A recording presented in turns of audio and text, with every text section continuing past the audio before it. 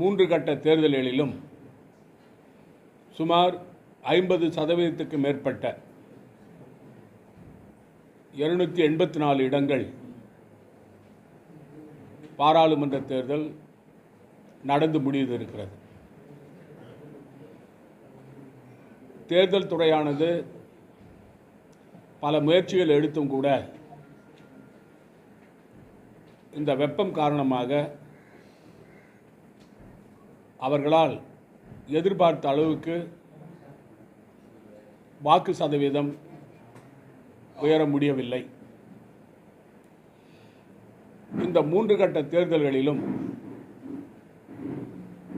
பிரதமர் நரேந்திர மோடி அவர்கள்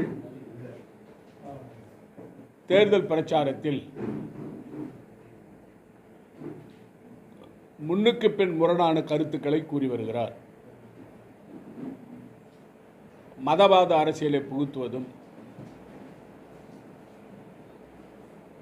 எதிர்க்கட்சிகளை வசைபாடுவதும் காங்கிரஸ் கட்சியை அளவுக்கு மீறி ஒரு பிரதமர் என்ற ஸ்தானத்திலிருந்து இறங்கி வந்து தரந்தாழ்ந்து பேசுவதும்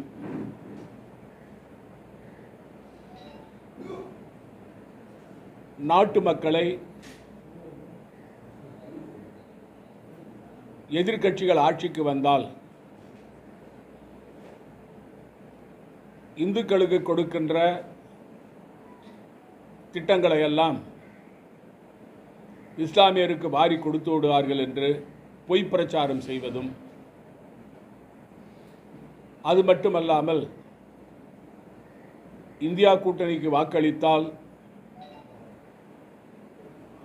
தாலியை கூட பறித்து முஸ்லிம்களுக்கு கொடுத்து வருவார்கள் என்றும் மிக தவறான பிரச்சாரத்தை செய்து வருகிறார். இதிலிருந்து பிரதமர் மோடி அவர்கள் நிலை தடுமாறி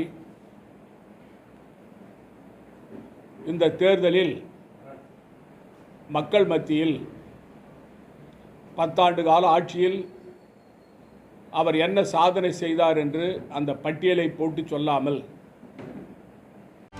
செய்திகளை உடனுக்குடனும் துல்லியமாகவும் தெரிந்து கொள்ள சப்ஸ்கிரைப் பண்ணுங்க.